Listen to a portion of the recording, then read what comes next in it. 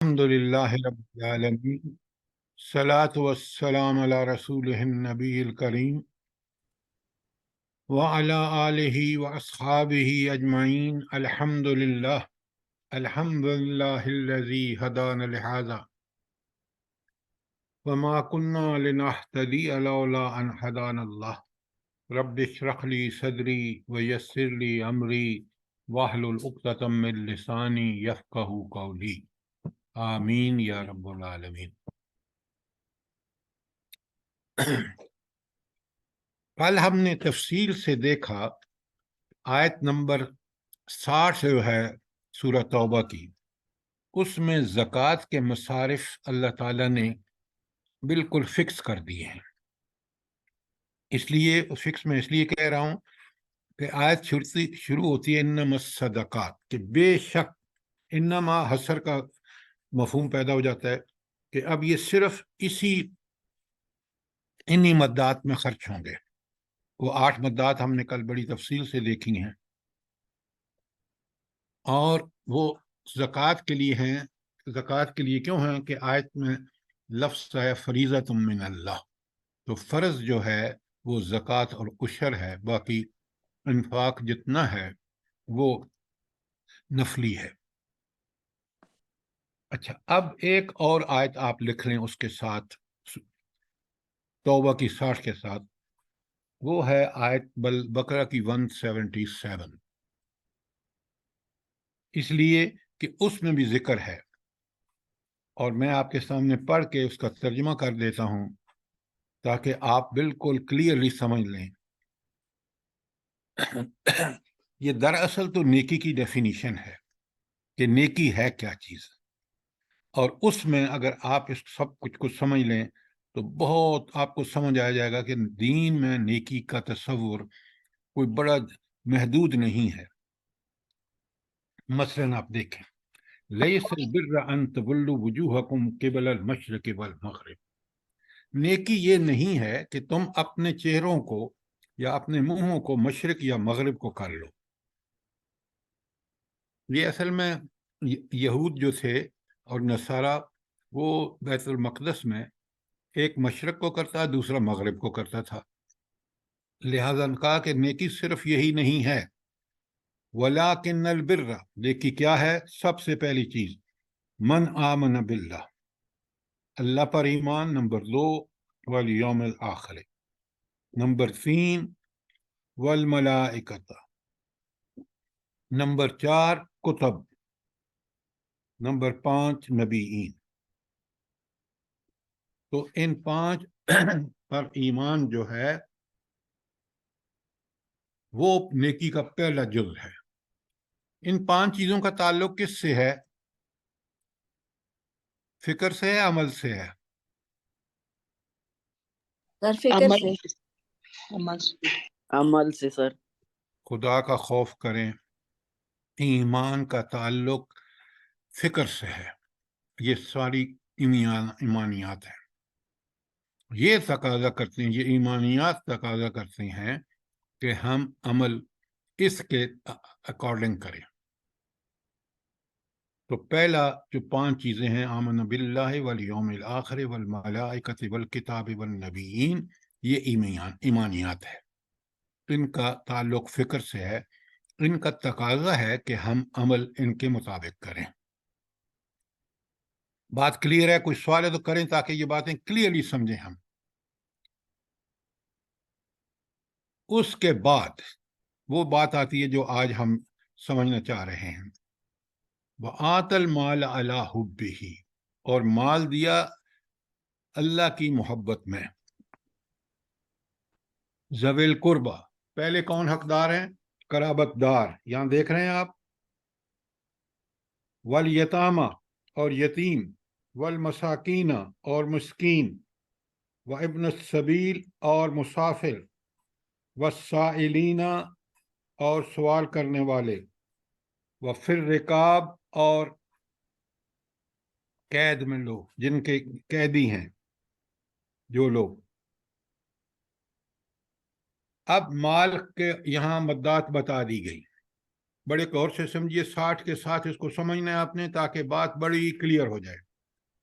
آپ دیکھ رہے ہیں، پہلے تو مجھے ایک بات بتائیں کہ ایمانیات کے بعد یہ 5 چیزیں جو میں نے آپ کو بتائی ہیں، من آمن باللہ والیوم الآخر والملائکۃ والکتاب والنبیین، یہ ایمانیات ہے۔ ایمانیات کے بعد فوراً کس کا ذکر آیا ہے؟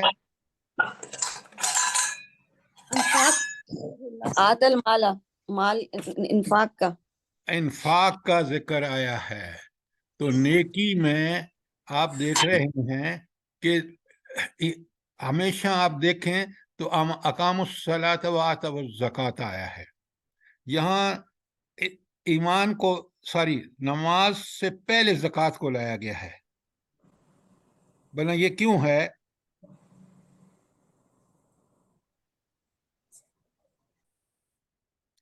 یہ ہے نیکی کی ڈیفینیشن۔ قرآن کی باریکیوں کو سمجھیں پھر آپ کو مزہ آ جائے گا۔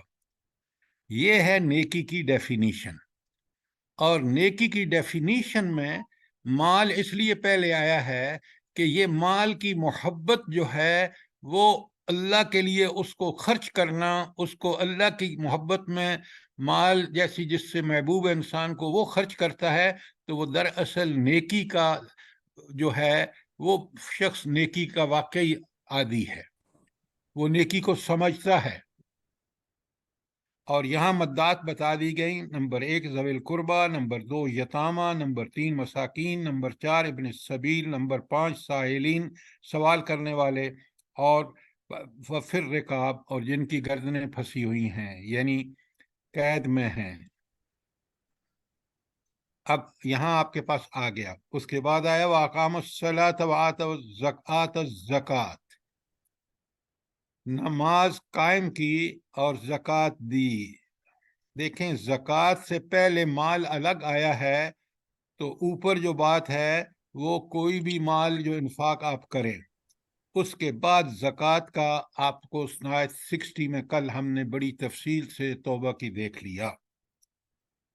والموفون بعہدہم، اب یہ سب نیکی ہے، اقامت الصلاۃ 1، آتوا الزکوٰۃ 2، والموفون بعہدہم اذا عہدوا، وعدہ کو پورا کرنا بہت بڑی نیکی ہے۔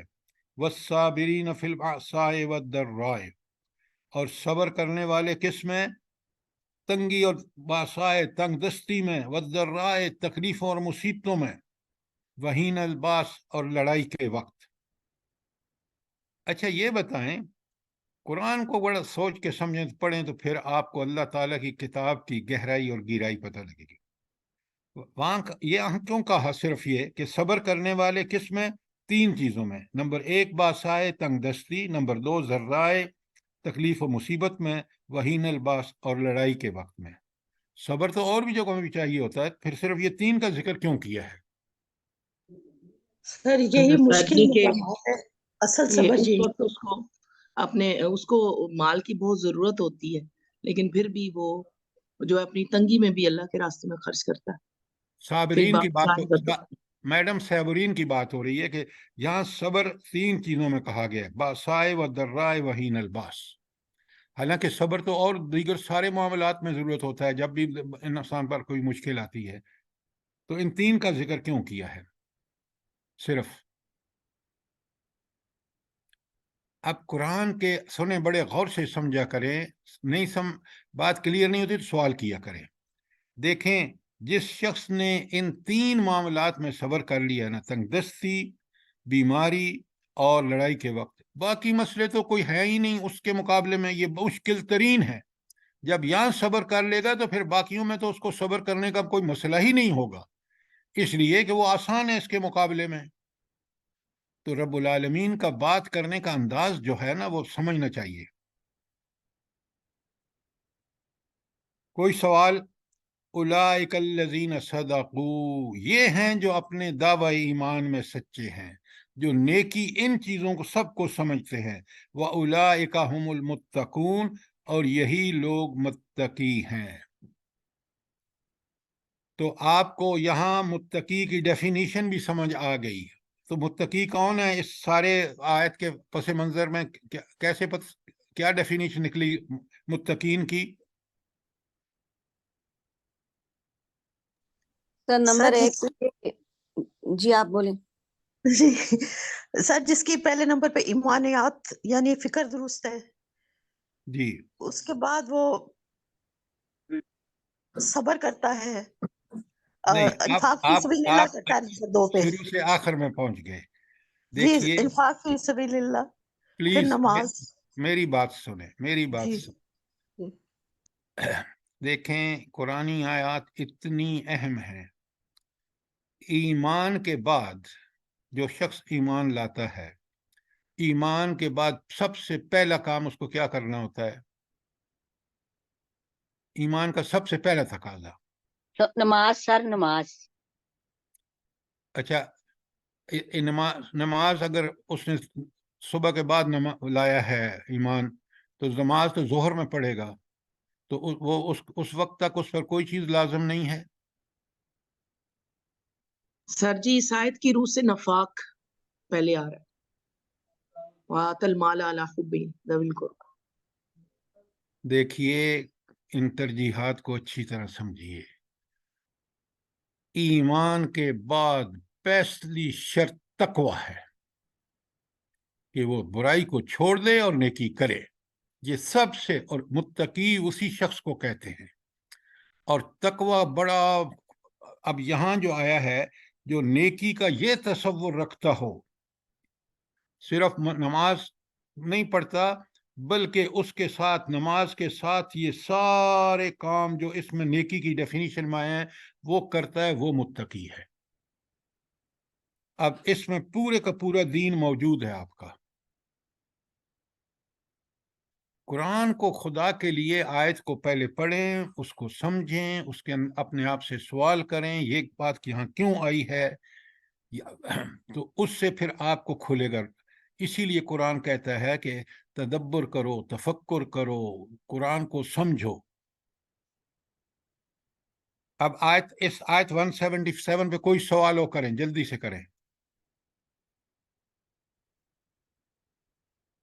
تو میں نے آپ کے سامنے یہ آیت اس لیے رکھی ہے کہ آیت 60 جو سورہ توبہ کی ہم نے پڑھی ہے، جو زکوٰۃ کے، اور یہاں آپ نے دیکھا کہ یہاں بھی زکوٰۃ اور دوسرے مال کی مدعات کا ذکر ہے، تاکہ ہم پوری طرح سمجھ لیں کہ قرآن مجید میں کن چیزوں کا ذکر آیا ہے اور کن آیات میں آیا ہے، تاکہ ہم عمل کرتے وقت ان احکامات کو ٹھیک ٹھیک سمجھ کر عمل کریں، ایسے ہی سنی سنائی باتوں پر نہ چلیں.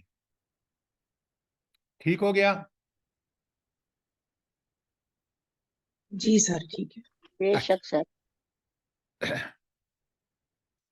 دیکھیں نا، یہ بات جب آپ کہتے ہیں کہ نماز بہت اہم چیز ہے، لیکن تقوی کا تقاضا ہے کہ نماز پڑھو. یہ سمجھیں بات کو. متقی وہ ہے جو یہاں آیا گیا ہے اقیم الصلاۃ، نماز قائم کرتا ہے. آپ کو پتہ ہے جنت میں جانے کی شرط کیا ہے؟ بتائیں مجھے ذرا. تقویٰ. بالکل. سنیں سورہ، یہ آپ قرآن کیا پڑھتے ہیں؟ اعدت للمتقین، یہ جنت تیار ہی متقین کے لیے کی گئی ہے. یہ ہے سورہ، اس کی آیت ہے سورہ آل عمران کی. اور سورہ نبا آپ کو یاد ہونی چاہیے.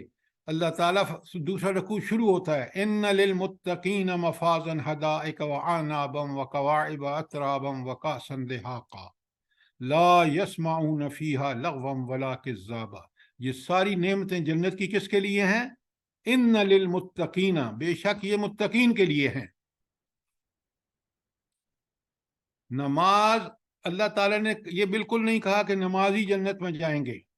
بالکل نماز اہمیت ہے، نماز ضروری ہے جنت میں جانے کے لیے، لیکن تقوی کے اندر ساری نیکیاں آ جاتی ہیں. دیکھیں نا، اولئک المتقون آپ نے پڑھا ہے 77 میں. نیکی کی یہ ڈیفینیشن، آج ہم نے نیکی کی ڈیفینیشن کو محدود کر دیا ہے.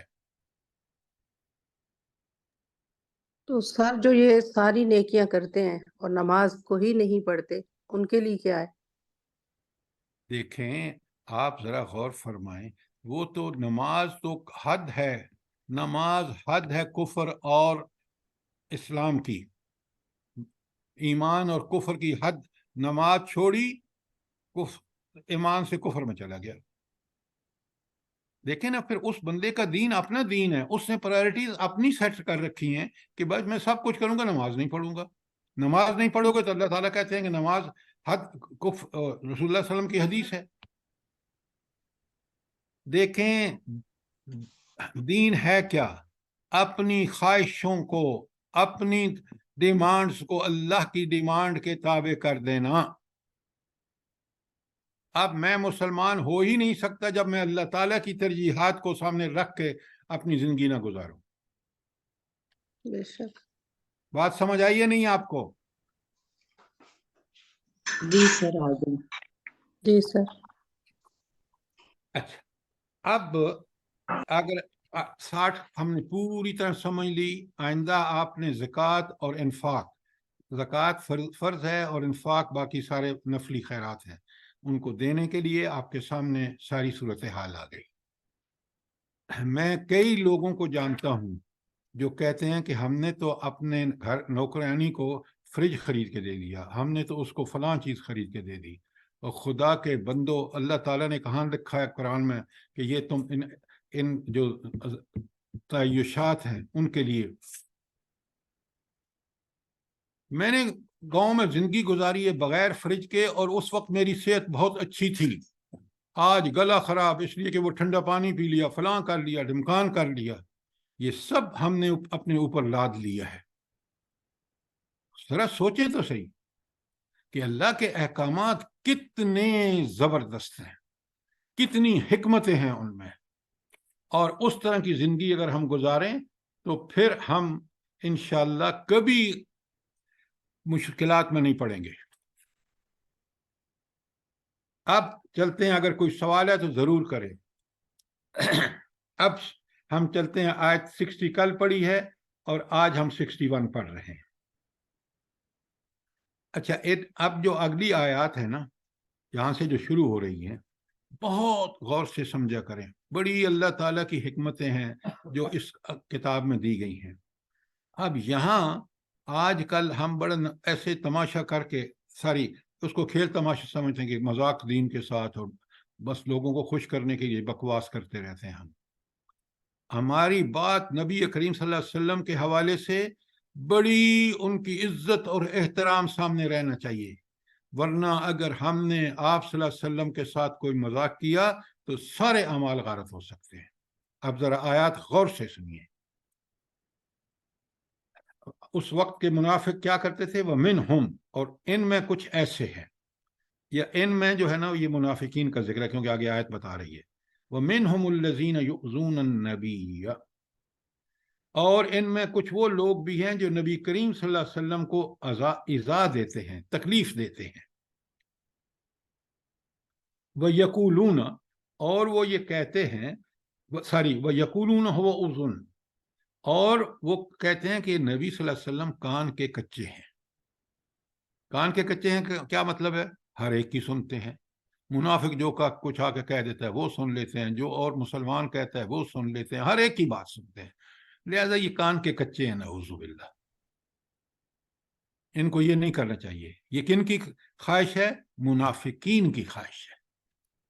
بھئی نبی سے عقل مند کون ہو سکتا ہے؟ وہ اللہ کا بھیجا ہوا انسان ہے، وہ اس کے اندر اللہ تعالیٰ غلطیوں کو آنے ہی نہیں دیتے۔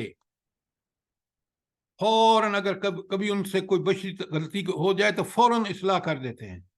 یہ تم کیا الزام لگا رہے ہو؟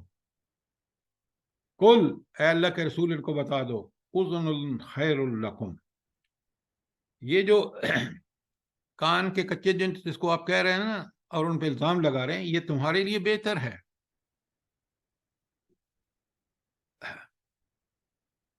یؤمن باللہ و یؤمن للمؤمنین، یہ اللہ تعالیٰ پر ایمان رکھتے ہیں اور مومنوں پر اعتماد کرتے ہیں۔ اب مطلب کیا ہے یہاں؟ بڑے غور سے سمجھیے۔ سنتے ہر ایک کی ہیں، لیکن کیوں کہ اللہ پر ان کا ایمان ہے، یہ کوئی غلط کام تو کرتے نہیں، ایمان کا تقاضا ہے، یہ خود نبی ہیں، یہ مثال ہیں، یہ اسوہ حسنہ ہیں، لہٰذا یہ رول ماڈل ہیں، اس لیے اللہ پر ان کا ایمان ہے، سنتے سب کی ہیں اور لیکن اعتماد سچی اور پکی باتوں پر کرتے ہیں۔ وَيُؤْمِنُ لِلْمُؤْمِنِينَ، اور اعتماد جو ہے وہ ان کا صرف مومنوں پر ہے جو سچی اور کھری بات کہتے ہیں۔ وَرَحْمَةٌ لِّلَّذِينَ آمَنُوا مِنْكُمْ، اور یہ رحمت ہے ان لوگوں کے لیے جو تم میں سے ایمان لائے۔ اچھا، ایمان لانے والوں کے لیے کیوں رحمت ہے؟ سوال کیا کریں اپنے آپ سے، جلدی بتائیں۔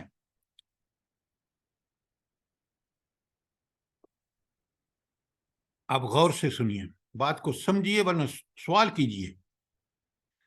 اچھا، اللہ تعالیٰ فرماتے ہیں یہ ایک وَرَحْمَةٌ لِّلَّذِينَ آمَنُوا مِنْكُمْ، اور یہ رحمت ہے ان لوگوں کے لیے جو تم میں سے ایمان لائے۔ اب بڑے غور سے سمجھیے بات کو۔ رحمت اللہ تعالیٰ کی مشروط ہے ہدایت پر چلنے کے ساتھ۔ تو مومن کیونکہ ہدایت پر چلتا ہے، اگر واقعی مومن ہے تو اس لیے جب مومن ہدایت کا راستہ اختیار کرتا ہے تو اللہ تعالیٰ کی رحمتوں کا مستحق ہو جاتا ہے۔ یہ ہے رحمت اور مومن کا تعلق۔ اور اگر مومن ہم جیسا ہو، جیسے آج کے مسلمان ہم مومن ہیں، تو اللہ کی رحمت ان پر نہیں ہوتی، اللہ کی لعنتیں ہوتی ہیں ان کی پر، کیونکہ وہ ایمان کا دعویٰ کر کے اور اللہ اور اس کے رسول کی خلاف ورزیاں کرتے ہیں۔ تو مومن وہ مومن رحمت کا مستحق ہے جو ایمان کے تقاضے پورے کرتا ہے۔ والذین یؤذون الرسول اللہ، وہ لوگ جو اللہ کے رسول صلی اللہ علیہ وسلم کو ایذا دیتے ہیں، لہم عذاب علیم، ان کے لیے بڑا دردناک عذاب ہے۔ بڑی سخت آیت ہے، نہیں ہے کہ جو نبی کریم صلی اللہ علیہ وسلم کو عذاب دے گا، ایذا دے گا، ایسی باتیں گھڑے گا نبی کریم صلی اللہ علیہ وسلم کے خلاف، جیسے یہ منافقان کے کچے ہیں اور نعوذ باللہ جب ان کو دیتے ہیں مال غنیمت میں سے حصہ تو بڑے خوش ہوتے ہیں، نہیں تو الزام لگانا شروع کر دیتے ہیں وغیرہ وغیرہ، پیچھے آیا ہے۔ سنیں بڑے غور سے کہ نبی کریم صلی اللہ علیہ وسلم کو ایذا پہنچانے والوں کا کیا حال ہوتا ہے۔ اچھا، آپ مجھے یہ بتائیں بھلا آج کے دور میں نبی کریم صلی اللہ علیہ وآلہ وسلم کو ایذا کیسے پہنچاتے ہیں؟ مجھے کوئی مثال دے سکتے ہیں آپ؟ سر جو بدعت کرتے ہیں، آپ مثال دیں، میں نے آپ سے جنرل بات نہیں پوچھی۔ سر جی جیسے توہین رسالت ہے کی گئی پیچھے، اور پھر کارٹون بنائے گئے نبی کریم صلی اللہ علیہ وسلم کے، وہ کافروں نے بنائے، مسلمان کس طرح؟ مسلمان کی زندگی سے مثال دیجیے۔ ملاد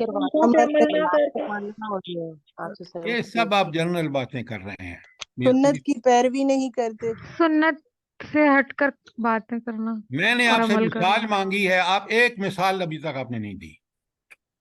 سنیں مثال، کوئی شخص یہ کہے کہ میری تو سمجھ میں نہیں آتا کہ رسول اللہ صلی اللہ علیہ وسلم نے یہ پردے کا کیوں حکم دیا ہے، یہ ستر کا حکم کیوں دیا ہے، یعنی گویا وہ یہ نعوذ باللہ کہنا چاہتا ہے کہ یہ کوئی بہت ہی بے وقوفانہ حکم ہے۔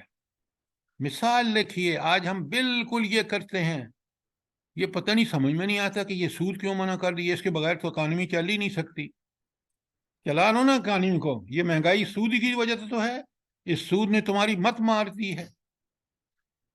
تو ہم بھی ان محفلوں میں بیٹھے ہوتے ہیں جہاں یہ باتیں ہوتی ہیں، اور ہم کیونکہ ایمان حقیقی سے آری ہوتے ہیں، ہم ان کو وہاں کنفرنٹ نہیں کرتے، کہ ان سے کہتے نہیں ہیں کہ یہ کیا بک رہے ہو۔ سر جی ایک مثال دے سکتی ہوں؟ جی حکم۔ جی سر جی، یہ جیسے کہ ایک شخص نے کہا تھا، ایک وقت کا وہ قصہ ہے کہ اس نے کہا تھا کہ نا یہ کیسے ہو سکتا ہے کہ میں امام سے پہلے سر اٹھاؤں گا تو میرا سر گدے جیسا ہو گیا تھا۔ تو اس نے اس حکم کی نافرمانی کی، تو پھر اس کا کہا جاتا ہے کہ ہم نے نماز کے ٹاپک میں پڑھا تھا کہ اس کا سر گدے جیسا ہو گیا تھا اور وہ اپنے سر پر ایک چادر لپیٹ کر رکھتا تھا ہمیشہ۔ پھر لوگوں نے اس سے جب پوچھا، استفسار کیا، تو پھر اب اس نے آپ بتایا۔ دیکھیں، آپ قرآن سے بات کریں، یہ باتیں جو ہیں آج کے لوگوں کو آپ کہیں گے قرآن کیا کہتا ہے، اللہ تعالیٰ نے کیا حکم دیا ہے؟ ایک تو یہ حکم آ گیا نا کہ جو اللہ تعالیٰ کے رسول کے ساتھ مذاق کرے گا اللہ تعالیٰ اس کو عذاب علیم دے گا، نمبر 1۔ نمبر 2، اب سنیں غور سے، لکھیں آیت، لکھیں آیت سورہ احزاب کی آیت نمبر 66، غور سے سنیں اور دیکھیں کیا انجام ہوگا ان لوگوں کا۔ یوم تقلب وجوہہم فی النار، ان لوگوں کے چہرے آگ میں الٹے پلٹے جائیں گے۔ باربیکیو دیکھا ہے نا آپ نے، ان کے چہرے باربیکیو کیے جائیں گے جہنم کی آگ میں۔ یقولون، اور اس وقت کیا کہیں گے؟ یا لیتنا، ہائے ہماری کم بختی، ہائے ہماری تباہی، اطعنا اللہ اطعنا الرسول، کاش ہم نے دنیا میں اللہ اور اس کے رسول کی اطاعت کی ہوتی۔ یہ ہے انجام آخرت میں کس کا؟ نبی کریم صلی اللہ علیہ وسلم، اللہ کی اطاعت نہ کرنا ان کو ایذا دینا ہے۔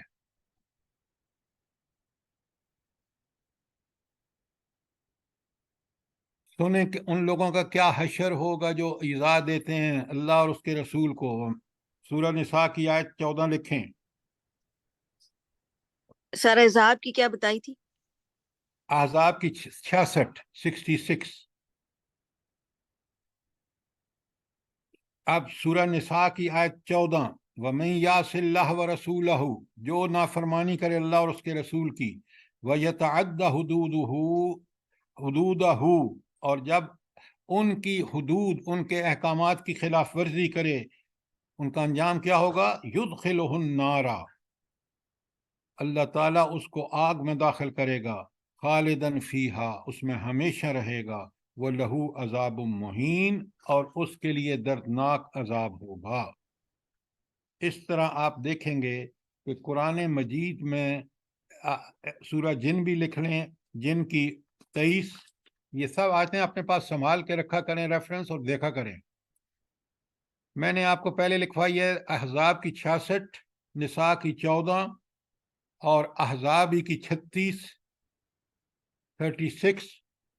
اور سورہ جن کی 23 اور سورہ نساء کی 115۔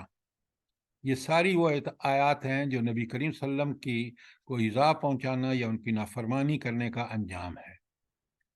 یہ آپ کے پاس بہترین ریکارڈ ہوتا ہے، اس کو سنبھال کے اور اپنے کو نوٹس بنا لیں جہاں پہ ان آیات کے حوالے لکھتے چلے جائیں، تاکہ پھر آپ کو سمجھنے میں، بتانے میں آسانی ہو۔ سر یہ آیت نمبر سورہ نساء کی آیت نمبر 14 لکھوائی ہے نا آپ نے؟ پہلے میں نے 14 لکھوائی ہے اور جی آخر میں نے لکھوائی ہے 115 جو میں آپ کے سامنے پڑھ رہا۔ ٹھیک ہے سر۔ وَمَن يُشَاقِقِ الرَّسُولَ، جو کوئی رسول کی مخالفت کرے، من میں نے جو کوئی، من بعد ما تبین لہ الہدی، اس کے بعد کہ ہم نے حق کو، ہدایت کو کھول کر بیان کر دیا۔ یعنی نبی صلی اللہ علیہ وسلم کی مخالفت کب کرے؟ جب اس کو بالکل قرآن و سنت میں بات سامنے رکھ دیے کھول کے۔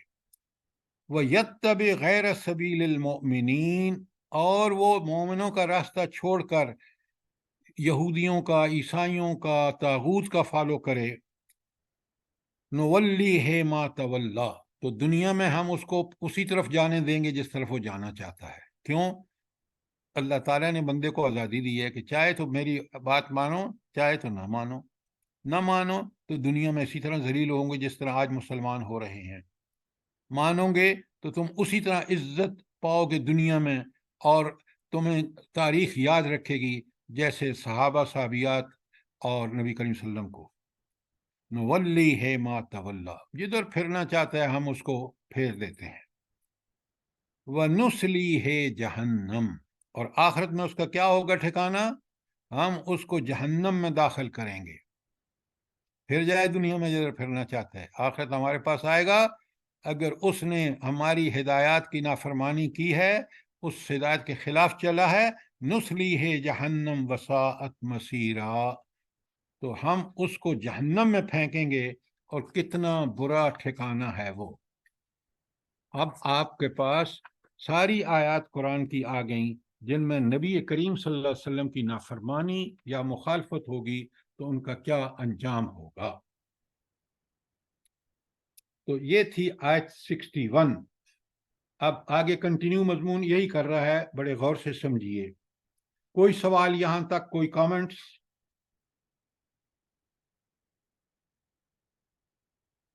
میں آیت 62 پڑھ رہا ہوں. بسم اللہ الرحمن الرحیم. یحلفون باللہ لکم لیرزوکم لیرزوکم. یحلفون باللہ لکم لیرزوکم. یہ اللہ تعالیٰ کی قسمیں کھا کھا کر کہتے ہیں تاکہ تم ان سے راضی ہو جاؤ. یعنی منافقین اپنی قسموں سے یقین دلاتے ہیں, عمل میں مخالفت کرتے ہیں, اور کیونکہ اندر دل میں چور ہے کہ ہم تو یہ مخالفت کر رہے ہیں, تو وہ کیونکہ نبی کریم صلی اللہ علیہ وسلم کو منافق جو ہے وہ اپنی اطاعت کا یقین کس سے دلاتا ہے؟ قسموں سے. جھوٹے آدمی کو دیکھیں بار بار قسمیں کھائے گا. لہذا فرمایا یحلفون باللہ لکم لیرزوکم, حالانکہ حقیقت حال کیا ہے؟ واللہ ورسولہ احق ان یرزوہ. اللہ اور اس کے رسول کا بہت سب سے بڑھ کر حق ہے کہ ان کو راضی رکھا جائے.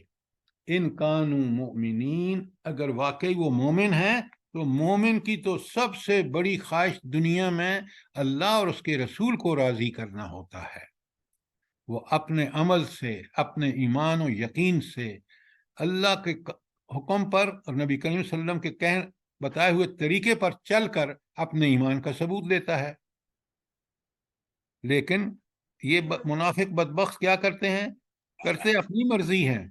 دعوے ایمان, اللہ اور رسول پر ایمان کے دعوے کرتے ہیں, پھر جب لوگ گرفت کرتے ہیں تو قسمیں کھا کھا کے نہیں نہیں نہیں نہیں نہیں ہم تو یہ نہیں کرنا چاہتے, تو ہمارا تو مقصد کچھ اور تھا, وغیرہ وغیرہ. جی کوئی سوال آیت نمبر 62 پر؟ علم یعلموا, اللہ اکبر, یہ بڑا ایک تنبیہی فکرہ ہے. علم یعلموا, کیا وہ یہ نہیں جانتے؟ انہ من یحادد اللہ ورسولہ فان لہ نار جہنم خالدا فیہا. کیا وہ نہیں جانتے کہ جو کوئی مخالفت کرے گا اللہ اور اس کے رسول کی, اس کے لیے جہنم کی آگ ہے, اس میں ہمیشہ رہے گا.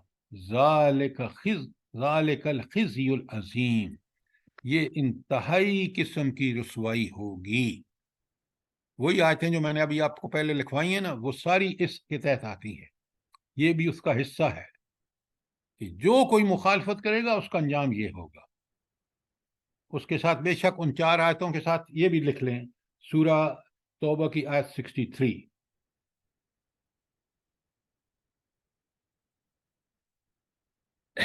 کوئی سوال پوچھیں, سمجھیں نہیں آیا تو سوال کریں. سر السلام علیکم. مخالفت کرنے کا یہی مطلب ہے نا کہ اللہ اور اللہ کے رسول کی احکامات یعنی ان کی بات کو نہ ماننا. تو اور کیا ہوگا بھائی؟ دیکھیں نا, ایمان کا تقاضا کیا ہے؟ پہلے آپ مجھے یہ بتائیں, کیا ہے ایمان کا تقاضا؟ اللہ اور اللہ کے رسول کی بات کو مانا جائے. اتباع, بات نہیں, ہر زندگی کے ہر معاملے میں, ہر حال میں, ہر جگہ اللہ اور اس کے رسول کی بات کو ماننا. بات کو جب اللہ اور رسول کی بات ہو تو پوری طرح کھول کے بات کیا کریں, اور اگر کوئی بات نہیں مان رہا, کسی معاملے میں مانتا ہے کسی میں نہیں مانتا, تو وہ اللہ اور رسول کی مخالفت کر رہا ہے. اللہ اور رسول حکمران ہیں اس حوالے سے کہ ان کی اطاعت اتباع ضروری ہے, واجب ہے, فرض ہے. اب میں انسان ہوں, میں اللہ کا غلام ہوں, اور میں ایمان لا کر اللہ کے سامنے میں نے عہد کیا ہے کہ اے اللہ میں تیرے حکم کو مانوں گا, اس طرح مانوں گا جس طرح تیرے رسول صلی اللہ علیہ وآلہ وسلم نے بتایا ہے. اب میں اس کی خلاف ورزی کر رہا ہوں تو میں مخالفت نہیں کر رہا؟ بتائیں نا. جی جی جی سر, جی سر, بے شک بے شک. اس لیے بات جب اللہ اور رسول کی ہو تو اس کو 2 بندوں کی بات مت سمجھیں. اللہ ہمارا خالق, مالک, رازق, हुजूर नबी करीम सल्लल्लाहु अलैहि वसल्लम हमारे रोल मॉडल, जब उनकी बात हो तो बात को उस पैराए में समझें। अच्छा, जी अब सर, जज़ाकल्लाह। सुनिए आगे, ये मुनाफिकीन की और उनके दिल की कैफियत बयान की जा रही हैं, अच्छी तरह समझें, कहीं हम भी किसी दर्जे में किसी वक्त इस हालत को तो नहीं अख्तियार करते। अब सुने, युहज़्ज़िरुल मुनाफिकून, मुनाफिक डरते हैं, उनको डर लगा रहता है किस बात का, अन तुनज़्ज़ल अलैहिम सूरतन, कि उन पर कोई ऐसी सूरत नाज़िल कुरान में नाज़िल ना हो जाए, तुनब्बिहुम बिमा फी कुलूबिहिम, वो तुम्हें आगाह कर दे किस बात से, जो उनके दिलों में छुपा हुआ है। ये दिल जो है ना, जरा इस बात को आप सब ख़वातीन व हज़रात अच्छी तरह समझें, दिल में किसको बसना चाहिए। सुने, अब दिल आमाजगाह है, शैतान भी वहां अमल कर रहा है, रहमान ने दिल को पैदा फरमा कर इस दिल के अंदर ईमान जैसी दौलत भी रखी है, तो फिर इंसान को इसके दिल में किस चीज को बसना चाहिए। अल्लाह को, अल्लाह अल्लाह और की, अल्लाह का रसूल। अल्लाह की याद। अल्लाह और उसके रसूल की मोहब्बत। अच्छा, ये सारी बातें ठीक हैं, अल्लाह का दिल में ऐसा राज होना चाहिए कि उसकी अजमतें, उसकी आकाइयत, वो मेरा आका, मैं उसका गुलाम। तो अगर मेरे दिल में एक गुलाम की कैफियत तारी रहती हो कि मैंने तो अपने आका का हुक्म मानना है, इसलिए कि मैं उसका गुलाम हूँ, मेरी दुनिया और आखिरत दोनों उसके हाथ में है, हत्ता कि मेरा सांस भी उसके हुक्म से चल रहा है। अब अगर ये कैफियत रहेगी तो शैतान वहां नहीं आ सकता। बड़ी अच्छी तरह समझिए बात को, ये मोमिन ईमान का तकाजा है कि इंसान के दिल में अल्लाह ताला अपनी मालकियत, अपनी परवरदिगारी, अपनी रबूबियत, अपनी मालकियत, अपनी हाकमियत के साथ वहां बसता हो। दिल ही तो फैसला कुन बात है। बुराई क्यों करता है इंसान, उसको बुराई अच्छी लगती है क्योंकि उसके दिल में अल्लाह ताला की अजमत, क़यामत का यकीन, आखिरत का उसके सामने पेशी नहीं है। तो कुरान जब हम पढ़ते हैं या अहले ईमान के साथ बैठते हैं तो हमारा दिल मुतवज्जे होता है अल्लाह की तरफ, और कुरान जब समझ के पढ़ते हैं तो वो दिल में फिर अल्लाह की वो आकाइयत, अल्लाह की रबूबियत, अल्लाह की हाकमियत, अल्लाह की उलूहियत बिल्कुल पुख्ता हो जाती है। और फिर ऐसे दिल जो इतना अल्लाह से जुड़ जाता है कुरान के इल्म की वजह से, कुरान पर अमल की वजह से, ये सब बातें अच्छी तरह नोट करें, और नेक लोगों की महफिल में रहने से, तो फिर अल्लाह ताला जो है उस दिल को इतना पाकीज़ा बना देता है, उसमें इतना तकवा और इतना तज़किया हो जाता है उसका कि शैतान वहाँ दखल नहीं दे सकता। शैतान मायूस होकर कहता है छोड़ो इस बंदे को। तो सर एक जी, वक्ती तौर पे जब इंसान पे कोई मुसीबत आ जाती है, कोई परेशानी आ जाती है, तो उस वक्त ये चीजें हमें याद रहनी चाहिए। उस वक्त हम घबरा जाते हैं, हमें नहीं समझ आती कि हम क्या करें।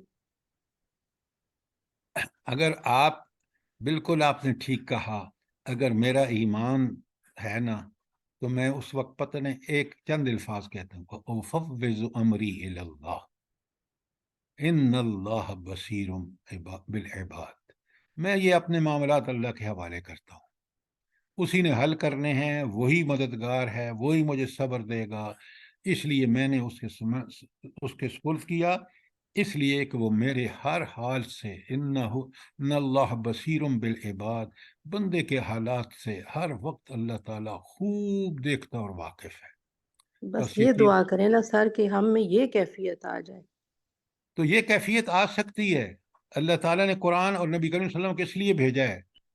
ईमान की असल हकीकत यही है कि तवक्कुल उस पर, मुसीबतें आए, तकलीफें आए, सब कुछ, हालात कितने नासाजगार हों, इंसान को यकीन हो कि मेरा रब ان کو بدل دے گا. اس بے شک خوب دیکھ رہا ہے. بے شک اللہ سبحان تعالیٰ اللہ. ہمیں ایمان کی یہ کیفیت نصیب فرمائے. اچھا اب واپس آئیے. یحذر المنافقون ان تنزل علیہم سورۃ تنبئہم بما فی قلوبہم. تو منافق اس بات سے ڈرتے ہیں کہ کہیں اللہ تعالیٰ وہ صورت نہ نازل فرما دے جو ہمارے دلوں کے حال بتا دے ان کو، مسلمانوں کو، نبی کریم صلی اللہ علیہ وسلم کو. کیوں؟ دلوں کی حالت ہی تو وہ حالت ہے جو انسان کا کہ ایمان اور کفر میں فرق کرتی ہے. ایمان ہے تو دل ہر وقت اللہ کے احسانات، انعامات، اس کی رحمتوں سے بالکل راضی برضا ہے.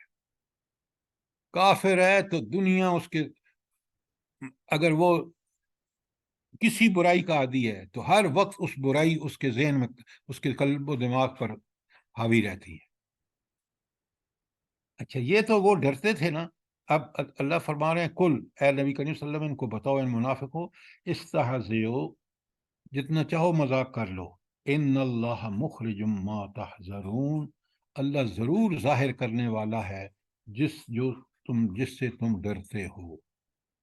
کہ منافقین کے بارے میں اللہ تعالیٰ اپنے رسول صلی اللہ علیہ وسلم کو ضرور آگاہ کر دے گا. اور آپ کو پتہ ہے اس وقت نبی کریم صلی اللہ علیہ وسلم نے ایک صحابی، اب اس وقت نام میرے ذہن میں نہیں ہے، اس کو بتا دیا تھا کہ یہ لوگ منافق ہیں. حذیفہ بن یمان. ہاں حذیفہ بن یمان، سر جزاک اللہ. حذیفہ بن تو اب آپ نے دیکھا کہ ان آیتوں کو پڑھیں اور بات کو سمجھیں. یہاں ہمارے لیے یہ ہے کہ ہمارا دل اللہ تعالیٰ کی یاد سے غافل نہیں ہونا چاہیے. اب یاد کا لفظ آپ بالکل آسان سے سمجھیں. یاد کا مطلب کیا ہے؟ توکل اس پہ، محبت اس کی، ڈر اس کا، خوف اس کا، قیامت کے دن اس کی پیشی کا، اس کے سامنے پیشی کا ڈر، تاکہ میں دنیا میں کوئی برائی نہ کروں. اور اس کے احسانات اتنے کہ اگر مجھے تھوڑی سی تکلیف آ جاتی ہے آزمائش کے لیے تو میں اگر بلبلا اٹھتا ہوں، میں صبر نہیں کرتا، تو پھر مجھے اپنے ایمان کا جائزہ لینا چاہیے. اچھا اب کوئی سوال آیت 64 تک؟ اب سنیے 65 میں اللہ تعالیٰ فرماتے ہیں جب یہ منافق نبی کریم صلی اللہ علیہ وسلم پہ طنز بھی کرتے تھے، آپ کو پتہ ہے وہ جب ان کو مال نہیں ملتا تھا تو آپ صلی اللہ علیہ وسلم پر انگلیاں بھی اٹھاتے تھے، الزام بھی لگاتے تھے. اب اللہ تعالیٰ فرما رہے ہیں وَلَئِن سَأَلْتَهُمْ، اگر آپ ان سے پوچھیں، یہ جو ساری گندی حرکتیں کرتے ہیں نبی کریم صلی اللہ علیہ وسلم کے حوالے سے، آپ کے ادب، احترام، آپ کی اطاعت کو، آپ کے اتباع کو ملحوظ نہیں رکھتے اور بری بری باتیں چھانٹتے ہیں. وَلَئِن سَأَلْتَهُمْ، اگر آپ ان منافقوں سے پوچھیں، لَيَقُولُنَّ، وہ ضرور کہیں گے، إِنَّمَا كُنَّا نَحُوزُ وَنَلْعَبُ، کہ بس ہم تو دل لگی کر رہے تھے، ہم تو صرف شغل کر رہے تھے. تو دل لگی اور شغل ان باتوں میں کرنا چاہیے جو آپ کے ایمان اور اعمال کو غارت کر دیں، نعوذ باللہ. تو یہ ضرور کہیں گے کہ ہم تو دل لگی کر رہے تھے، شغل کر رہے تھے، وَنَلْعَبُ، اور بس ایک تماشا کر رہے تھے. اللہ تعالیٰ کتنا معنی خیز دھمکی ان کو دے رہے ہیں. قل، اے اللہ کے رسول انہیں بتاؤ، اب اللہ و آیات ہی، کیا اللہ تعالیٰ اور اس کی آیات، و رسول ہی اور اس کے رسول، کون تم تستہزئون، یہ تمہارے لیے قابل استہزاء چیزیں ہیں، ان کا مذاق اڑا رہے ہو، جو تمہیں دنیا میں سب سے زیادہ ان چیزوں کا خیال رکھنا چاہیے، اللہ تعالیٰ، اس کے رسول اور اس کے احکامات کا، ان کا تم مذاق اڑا رہے ہو. اور کہتے کیا ہو؟ وہ بہت جی ہم تو بس تماشا اور ذرا دل لگی کر رہے ہیں. نعوذ باللہ من ذالک. یہ ہے منافقانہ طرز عمل. اور آج آپ دیکھ لیں، یہ پڑھنے کی بات نہیں ہے، یہ سمجھنے کی ہے. آج آپ کا الیکٹرانک میڈیا ہو، پرنٹ میڈیا ہو، بالکل یہی کچھ کر رہے ہیں کہ دین کو کس طرح ملائن کر رہے ہیں، ڈائریکٹلی بھی اور انڈائریکٹلی بھی. اس لیے کہ یہ طاغوت کے ایجنٹ ہے. کوئی سوال آیت 65 تک ہمارے لیے بڑے اس میں تنبیہات ہیں. بات کلیئر ہے؟ اللہ تعالیٰ فرماتے ہیں لا تعتذروا، بہانے مت بناؤ. یہ سب بہانے ہیں، حالانکہ ایمان کا تقاضا بالکل وہ تھا جو میں نے آپ کو بتایا ہے. قد کفرتم بعد ایمانکم، تم نے ایمان لانے کے بعد کفر کیا.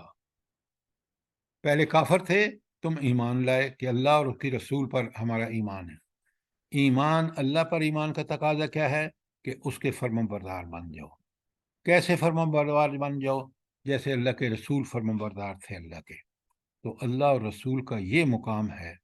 اور اگر تم نے دعویٰ کیا کہ ہم ایمان لے آئے اور اس کے بعد دل کے اندر آپ نے اللہ اور اس کے رسول کے بارے میں یہ جو حرکتیں کر رہے ہو وہ تمہارے دل کے اندر پہلے ہیں، پھر اس کو اظہار کرتے ہو اپنے اعمال سے، تو اس لیے تم یہ جو بہانے بنا رہے ہو یہ اس نتیجہ اس بات کا ہے کہ تم ایمان تو کے دعوے تو کرتے ہو لیکن اصل میں تمہارے اعمال کافرانہ ہیں.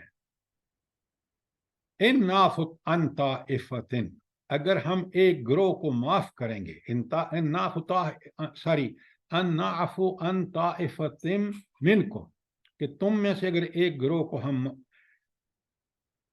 معاف کریں گے. پہلے یہاں رک جائیے. اللہ تعالیٰ کس گروہ کو معاف کرے گا؟ کیوں معاف کرے گا؟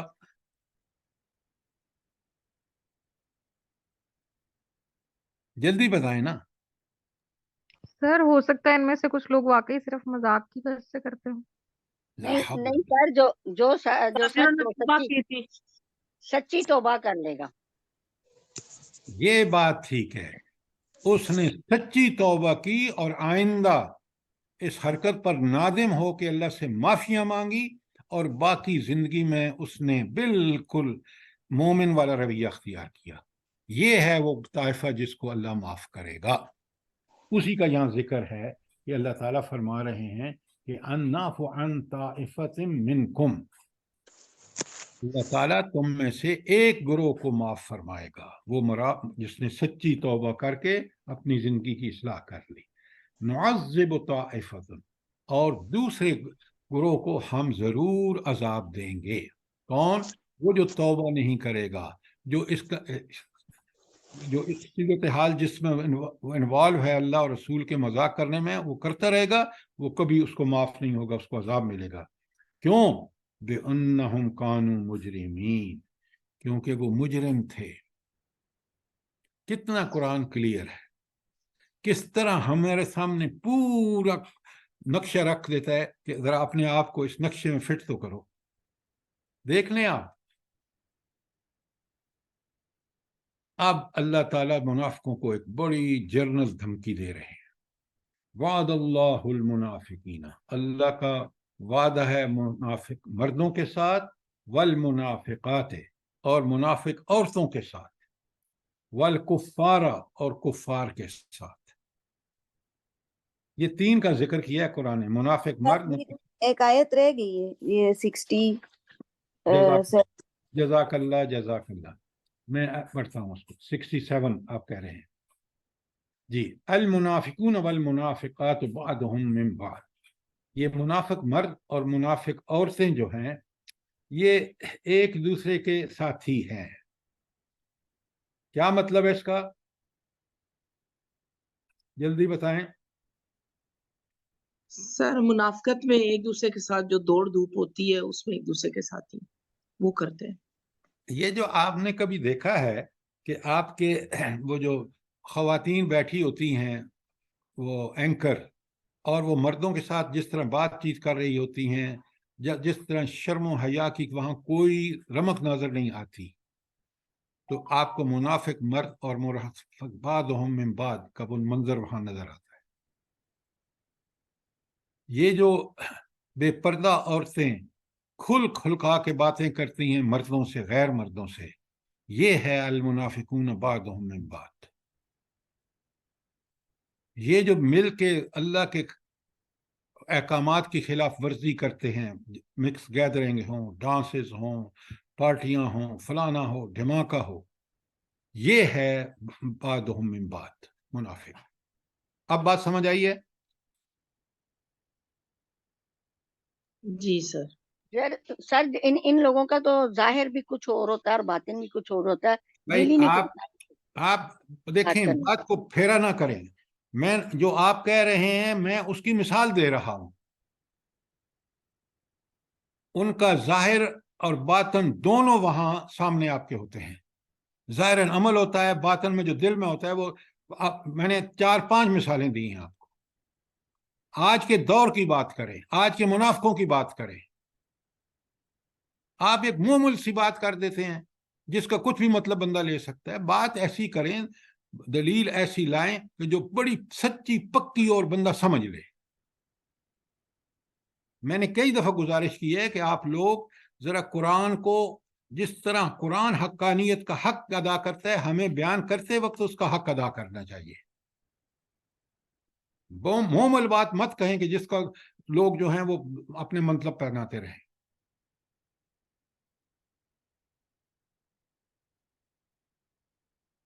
अच्छा, अब अल्लाह ताला फरमाते हैं कि अल मुनाफिकून वल मुनाफिकात बादहुम मिन बाद यामरून बिल मुनकर। अल्लाहु अकबर, अल्लाहु अकबर। वो बुराइयों का हुक्म देते हैं। क्या करते हैं? बुराइयों का हुक्म देते हैं। आज आप देख लें, हुक्मरान तबका हो, जजेस हों, जो कोई है, बुराई पर अमल भी कर रहे हैं और बुरे कामों को भी तरवीज भी कर रहे हैं। वयनहौना अनिल मारूफ, और नेकियों से लोगों को रोकते हैं। वयकबिज़ूना ऐदियहुम, और अपने हाथों को रोक लेते हैं। यहां मतलब क्या है? इन्फाक फी सबीलिल्लाह नहीं करते। नसुल्लाह, उन्होंने अल्लाह को भुला दिया। व नसीअहुम, और अल्लाह ने उनको भुला दिया। अच्छा, अब जरा मुझे ये बताएं, पहली बात तो खैर वाज़े है कि वो बुराई का हुक्म देते हैं, नेकी से रोकते हैं, और वो अपने हाथों को रोक के यानी अल्लाह ताला के रास्ते में खर्च, इन्फाक फी सबीलिल्लाह नहीं करते। इसका क्या मतलब है? नसुल्लाह फनसियहुम, वो अल्लाह को भूल गए और अल्लाह ने उनको भुला दिया। क्या मतलब है? सर उन्होंने अल्लाह के अहकामात को भुला दिया तो अल्लाह ताला ने उनके दिलों पे मोहर लगा दी। नहीं नहीं नहीं, नहीं, ये बड़ी बाद की बात है। सर ये अल्लाह का असूल है, असूल मुशाकलत इसको बोलते हैं, जैसा करोगे वैसा भरोगे। तो ये तुम मुझे याद करोगे तो मैं तुम्हें याद करूंगा। नहीं नहीं अब नहीं यहाँ पे नहीं बता, नहीं नहीं नहीं, ये बड़ी आप आसान सी बात कह रहे हैं, मफहूम बिल्कुल नहीं है ये। सर जी वो हिफाज़त इलाहिया से निकल जाते हैं।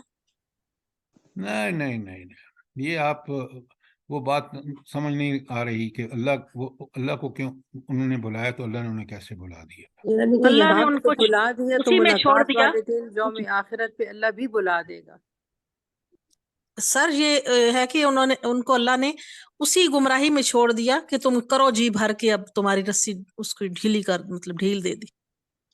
अच्छा, मैं आपके बता रहा हूँ और आप सवाल करें अगर मैं आपकी बात, मेरी बात आपको कहीं किस उसमें झूल नजर आए तो।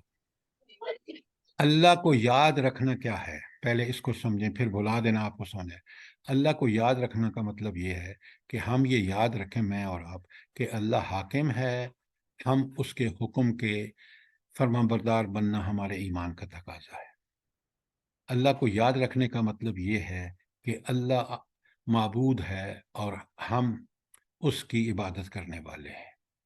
अल्लाह हाकिम है और हम महकूम हैं। अल्लाह ताला के सामने दुनिया में भी उसके सारे एहसानात हम पर, आखिरत में उनका हिसाब लेगा। छोटे से छोटा अमल वहाँ अकाउंट फार होगा, बड़े से बड़ा अमल वहाँ अकाउंट फार होगा। मेरे लिए कोई मुझे न छुड़ा सकेगा, न मेरा माल काम आएगा, दुनिया वाला कोई चीज़ काम नहीं आएगी, वहाँ ईमान और अमल काम है। अगर मैंने ये याद रखा तो फिर मैंने अपने आप को नहीं भुलाया। मैं बिल्कुल ये जो चीज़ें जो मैंने बयान की हैं, अगर ये इस पे मेरा यकीन है तो मेरी दुनिया बिल्कुल ठीक रहेगी। تو اللہ کو یاد رکھنے کا مطلب یہ ہے کہ اس نے اللہ سے تعلق قائم کیا حاکم والا، معبود والا، اس نے اللہ کو حاکم معبود سمجھا، اس نے اس کو مالک اور حاکم سمجھا، اس نے حساب لینے والا سمجھا. تو یہ ہے، اس نے اگر یہ سب سمجھا تو اس نے اللہ کو یاد رکھا. جب یاد رکھا تو دنیا میں ایسے عمل کرے گا جس طرح میں نے بتایا کہ وہ آخرت میں جنت کا حقدار ہو جائے گا. اور اگر اس حیثیت کو اللہ اور رسول کی بھول جائے گا، یہ ہے بھولنا، تو پھر وہ دنیا میں گندگیاں کرے گا. وہ بھول جائے گا کہ نسیہم، ان کو اللہ نے بھلا دیا کہ وہ بھول جائے گا کہ میں دنیا میں بھیجا کس لیے لیا ہوں. اب بات سمجھ آئیے نہیں آپ کے؟ جی سر، بہت اچھی طرح. جزاک اللہ. اچھا، یہ دیکھیں ان الفاظ سے میری زندگی سنور سکتی اگر میں ان کو سمجھ جاؤں تو. ان المنافقین هم الفاسقون، یہ منافق ہی دراصل نافرمان ہیں. کیوں نافرمان ہے؟ پھر بڑی آسانی کہ انہوں نے بھلا دیا کہ میرا اور اللہ تعالیٰ کا تعلق کیا ہے. جب اس تعلق کو بھول گئے تو یہ لگ گئے اپنے نفس پرستی، خواہش پرستی، دنیا پرستی، مال پرستی میں، اور پھر انہوں نے نافرمانیاں کی. اور اللہ آگے بتاتا ہے انجام کیا ہوگا ان منافقوں کا. اللہ تعالیٰ دیکھیں ایک بات کو کتنا کھول کے بیان کر رہے ہیں. وعد اللہ المنافقین والمنافقات، اللہ کا وعدہ ہے ان منافق مردوں سے اور ان منافق عورتوں سے، والکفار اور کافروں سے. تینوں کو ایک لائن میں کھڑا کر دیا، منافق مرد، منافق عورتیں اور کافر. کیا ہوگا ان کے ساتھ؟ نار جہنم خالدین فیہا، جہنم کی آگ میں یہ ہمیشہ رہیں گے. ہی حسبہم، یہی ان کے لیے کافی ہے، یہی اس کا بدلہ ہے جو دنیا میں کر رہے ہیں. وَلَعْنَهُمُ اللَّهُ، ان پر اللہ کی لعنتیں ہوں گی. وَلَهُمْ عَذَابٌ مُقِيمٌ، اور ان پر ہمیشہ رہنے والا عذاب ہوگا. اب اس انجام کو اگر سمجھ لیں کہ اللہ تعالیٰ کا کیا منافقین کے ساتھ معاملہ ہوگا آخرت میں، تو انسان اس سے توبہ کرے اور اپنے ہر عمل کو دیکھے کہ کہیں اس میں کوئی نفاق کی نشانی تو نہیں ہے. قرآن اس لیے نہیں آیا خدا کے لیے کہ ہم سمجھیں اس بات کو کہ ہم جو ہے ان چیزوں کا جو ہے وہ ایسے پڑھ لیں ثواب کے لیے. قرآن کتاب ہدایت ہے. ہدایت اس وقت ملے گی جب ہم اس کو پڑھ کے سمجھ کے اس کے مطابق عمل کریں گے.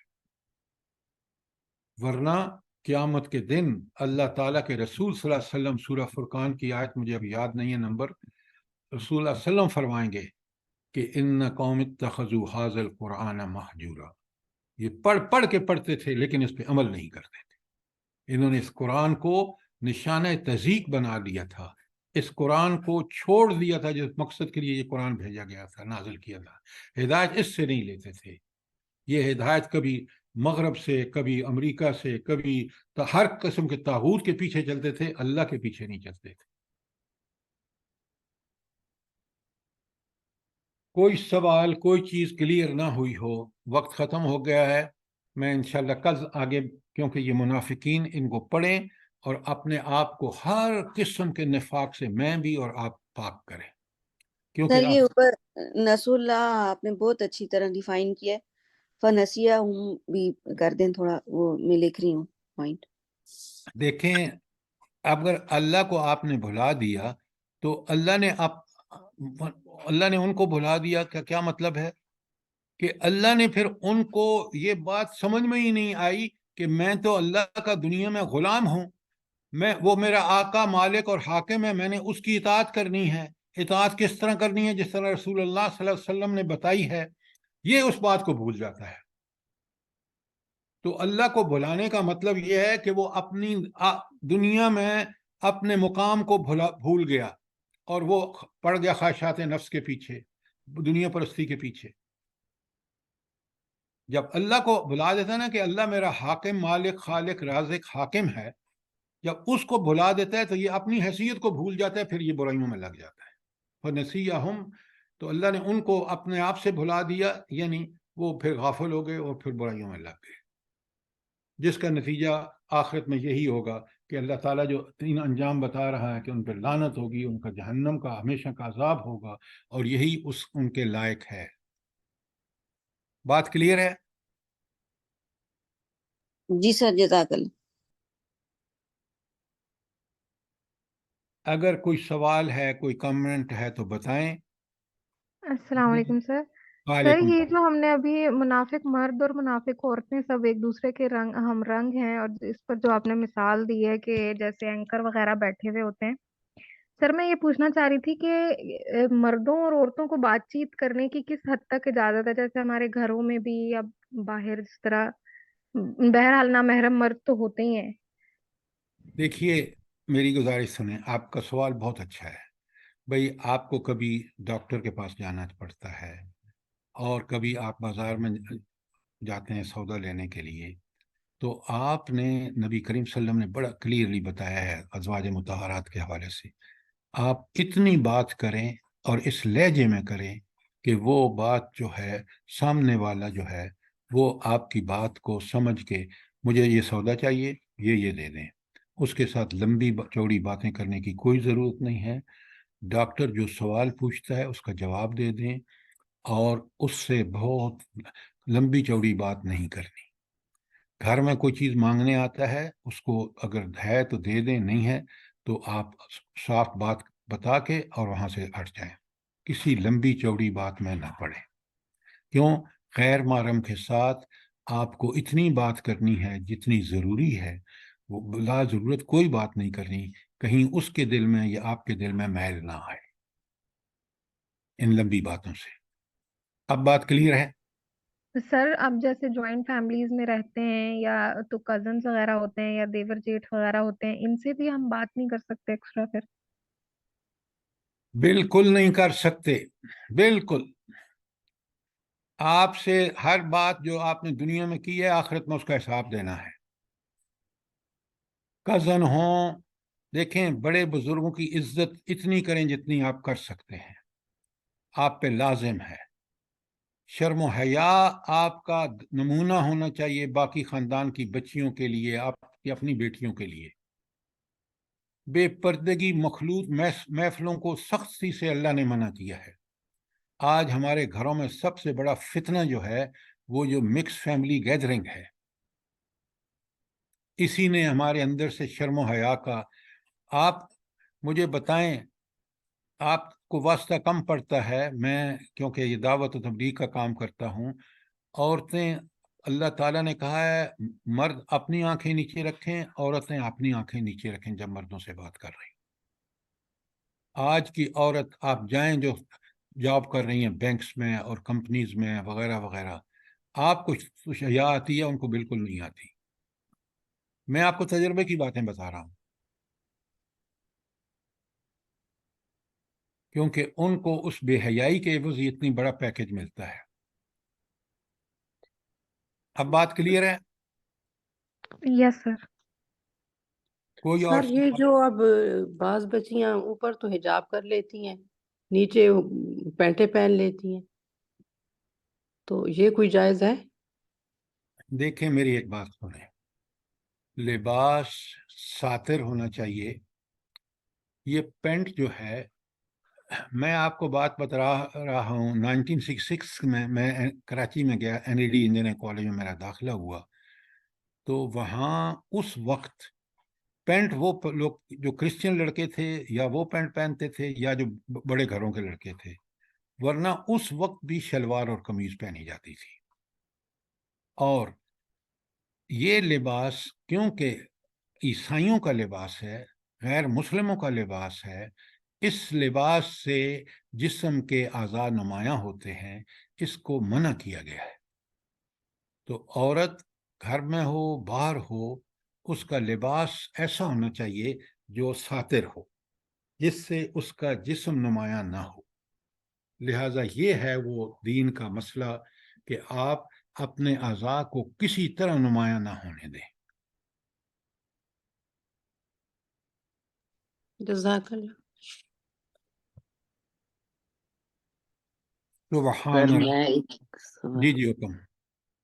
جی یہ دیکھیں جو یورپ میں رہ رہے ہیں، اور جیسے میں میری مثال دے رہی ہوں، جرمنی میں بہت سخت سردی ہوتی ہے، کوشش تو کرتے ہیں، لیکن سر اگر آپ نے ذرا سی بے احتیاطی کی ہے تو پھر بیمار ہو کے بس مہینوں لیٹے رہو۔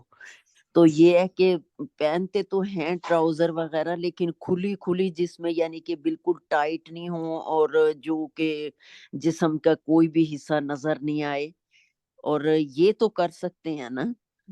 اچھا میں آپ کو بتاتا ہوں کہ آپ کیونکہ الحمدللہ آپ سے پاکستان آئے تو ایک ملاقات ہوئی، مجھے ایک بات بتائیں، میں اگر سردیوں میں ایک انڈر ویئر، ایک انڈر وہ آتے ہیں پجامے بڑے گرم قسم کے، وہ پہن کے اوپر شلوار پہن لوں تو مجھے سردی بالکل نہیں لگتی، اور میں پہنتا ہوں۔ سر اور اسی طرح کرتے ہیں ہم، لیکن پھر یہ ہے کہ اگر آپ نے کہیں تو اوپر باہر پینٹ نکلنا، پہننے کی کیا ضرورت ہے؟ پینٹ دیکھیں ایک کافرانہ لباس ہے،